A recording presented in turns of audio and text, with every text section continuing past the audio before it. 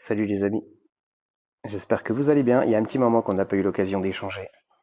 J'ai pas posté de vidéo parce qu'on est très occupé avec notre exposition du 28-29 mai à Beaufort.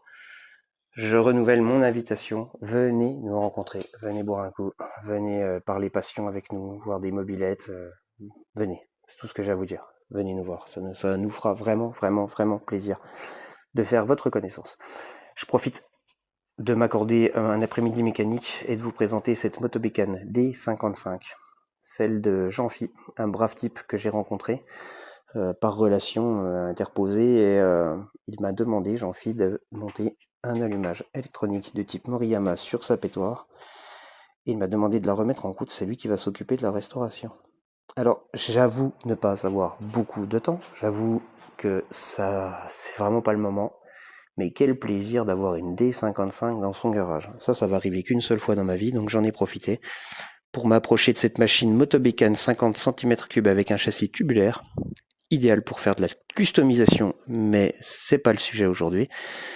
Une machine avec une boîte à 5 rapports, cylindre piston identique au 99E au 99Z, culasse surdimensionnée, carburateur Göttner de 14 mm d'origine, et voilà, je vais monter l'allumage électronique et puis si vous voulez, on va essayer d'en discuter un petit peu tranquillement. Allez, vous me suivez? Alors une petite particularité sur la D55, l'allumage, vous avez vu, les fils sortent par le bas. Il est inversé, clac, par rapport à une mobilette comme on a l'habitude de voir. On dégage ça et on passe à l'électronique. Ça va être top. Bon, pour l'instant, on en est là. Ça, c'est fait. Rien de particulier jusqu'à maintenant. Il y a peut-être fuite au niveau du joint SPI, ça c'est une bonne nouvelle. Je vous cache pas avoir fait un test d'étanchéité du moteur avant de me lancer dans l'allumage. Ce qui me perturbe, c'est ça. Quand je vois ça, comment vous dire? Il y a les larmes qui coulent le long de mes joues. J'ai pas envie de faire de la poésie, mais franchement j'ai peur, quoi. J'ai peur. Alors quand vous faites ça, je vais pas vous faire un tuto mécanique. Il y a des gens qui le font super bien.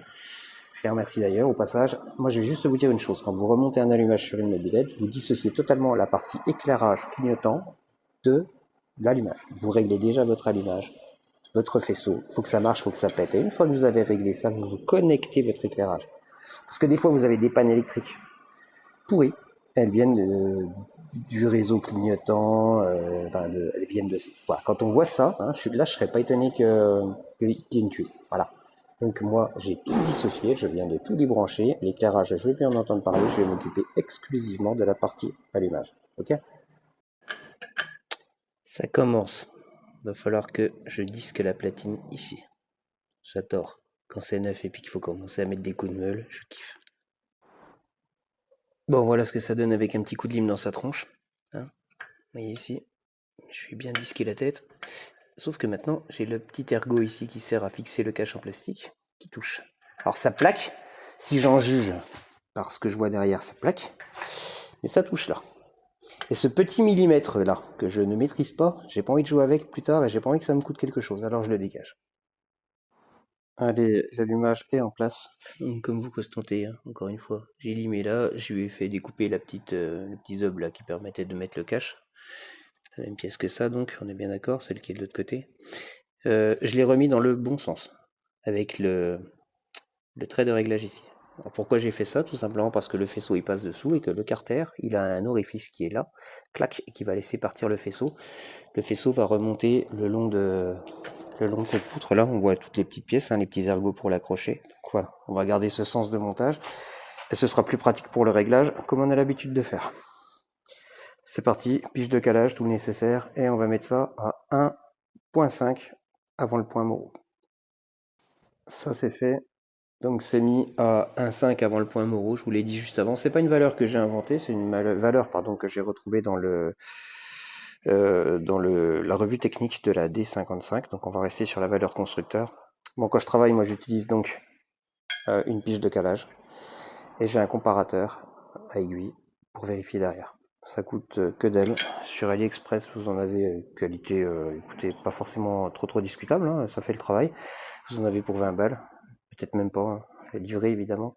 Donc offrez-vous ce petit gadget parce que entre le réglage de la pige de calage et le comparateur, Vous avez le comparateur numérique ou aiguille, le mien il est aiguille.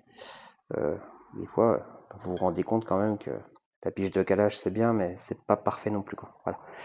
C'est un petit outil, c'est pas mal. Donc là on est bien à 1,5 avant le point morot, et je vous rappelle que le moteur tourne dans le sens des aiguilles d'une montre comme sur nos mobylettes dites normales. Allez, on va monter le faisceau, on va monter le CD, on va monter la bobine, tout le nécessaire, une bougie. On va mettre un petit peu d'essence. On va pas prendre celle du réservoir parce qu'elle a 45 ans. On va essayer de mettre quelque chose de mieux. Alors un petit détail, hein, je vous rappelle que cette machine ne démarrait pas quand on me l'a apportée. C'était mobilette. La dernière fois qu'elle a démarré, c'était il y a 4 ou 5 ans, il m'a dit. Donc j'y vais un petit peu... voilà, j'espère que ça va le faire. Ouais, juste un détail, hein, une bonne nouvelle pour les propriétaires de D55 qui veulent mettre un allumage électronique. On peut remettre le carter métallique sans aucune difficulté, ça touche pas, y a pas de souci. J'avais mesuré avant, hein, j'y suis pas allé à l'aveuglette, mais vous savez, hein, l'erreur est humaine. Donc voilà, je vous confirme, on peut refermer le carter métallique après avoir monté un allumage électronique. Je reviens sur la clé maîtresse de mon atelier, la clé de 33. Petite pensée pour Ayoub. Bon allez, j'ai fait du vite fait, parce que c'est pour ici, pour la faire péter. J'ai mis le CD ici, j'ai mis la bobine là, c'est monté comme c'est monté, je vous fais pas de sketch. Je viens de vérifier, j'ai de la bougie qui fonctionne, donc ça c'est impeccable. On va balancer un petit peu d'essence dans ce petit entonnoir. Oui, j'ai pas mieux, monsieur, hein, on fait avec les moyens du bord. Voilà, le réservoir étant pourri, j'ai pas envie de faire de gag. Allez, on essaye et on fait craquer.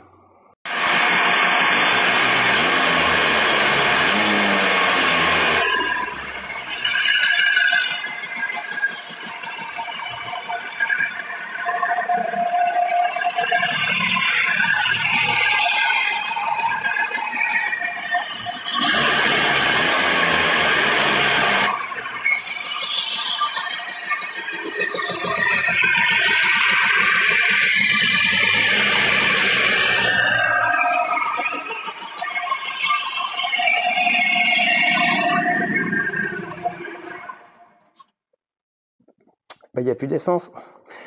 Vider l'entonnoir. Ben voilà, les gars. C'est pas mal, hein. Ah, je vais être franc avec vous, hein. Attendez, je vais virer l'escabeau parce que je suis monté sur mon établi pour la kicker. Bon, elle n'est pas partie au premier tour de kick, hein. Elle est partie, j'ai kické 5-6 fois. C'est sympa, ça va être sympa cette histoire. Oh, elle n'a pas de frein là, pour l'instant, donc hors de question d'aller se promener avec. Le réservoir est à nettoyer, il est hors de question que je remonte un réservoir comme ça.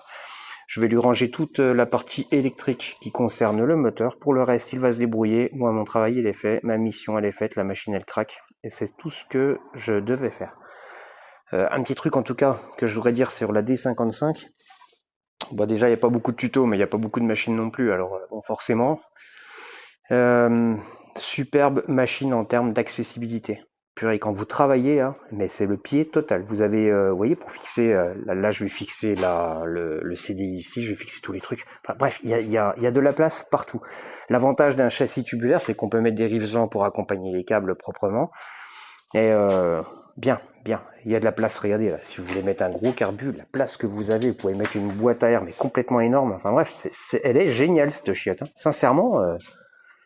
Je vais être très sincère avec vous, j'ai bien les boules de lui rendre. Ouais. Alors si Jean-Phi, tu m'entends, le jour où elle a à vendre celle-là, bah, je passe en priorité. Je saurais être généreux. Voilà. Mais ouais, elle me plaît. Pétard, ça craque. Allez, je remonte ça avec amour, les enfants. J'essaierai de vous refaire une petite image, peut-être... je sais pas, non, parce que je vais pas toute la remonter. Non, vous la reverrez pas, écoutez. Je vais la rendre. Quand elle sera restaurée, s'il fait ça bien, eh ben, on fera une présentation. D'accord?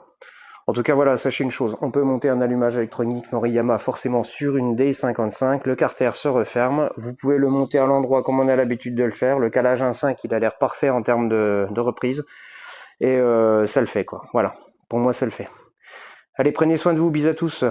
Dernier petit rappel. Hein. Je redis que le 28-29 mai, à Beaufort, en Savoie, c'est-à-dire dans la vallée du Beaufortin, dans un village absolument sublime. On s'offre un week-end entre copains, un week-end entre passionnés. J'aimerais vraiment vous rencontrer. On aimerait vous rencontrer, les mobylettes de Beaufort, l'assaut, les mobylettes de Beaufort. On est là, on existe et on a vraiment envie de vous rencontrer. Venez faire une bise. Allez, prenez soin de vous, à plus.